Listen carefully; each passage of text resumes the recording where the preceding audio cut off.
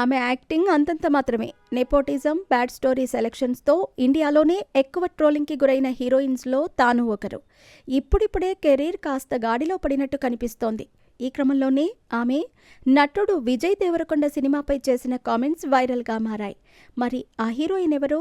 ఆమె చేసిన కామెంట్స్ ఏంటో ఇప్పుడు తెలుసుకుందాం. బిజీగా గడుపుతున్న లైఫ్ లో చిన్న బ్రేక్ తీసుకుని ఎంజాయ్ చేయాలి అనుకుంటున్నారా? అయితే వెంటనే ఆర్వీ వెకేషన్స్ ప్రైవేట్ లిమిటెడ్ ని సంప్రదించండి. మరిన్ని డీటెయిల్స్ కోసం సంప్రదించండి 7997979960. Rowdy boy Vijay Deverakonda career లో బిగ్గెస్ట్ డిజాస్టర్ లైగర్.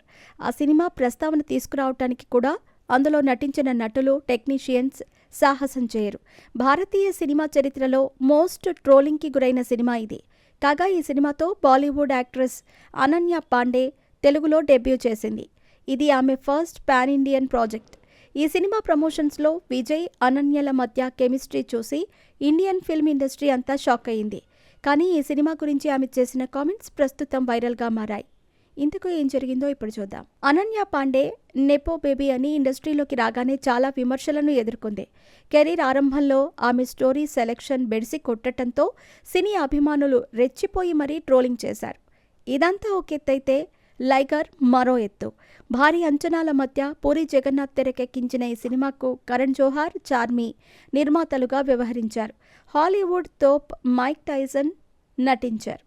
కానీ కథ, కథనం, నటన అన్నీ తేలిపోయాయి. దీంతో సినిమా అటర్ ఫ్లాప్గా నిలిచింది. తాజాగా అనన్య పాండే తండ్రి బాలీవుడ్ నటుడు చమ్కీ పాండే ఓ ఇంటర్వ్యూలో మాట్లాడుతూ అనన్యకు ఈ సినిమా ఆఫర్ వచ్చినప్పుడు అసౌకర్యంగా ఫీల్ అయింది.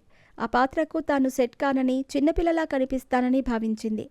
కన్ఫ్యూజన్లో ఉండిపోయింది.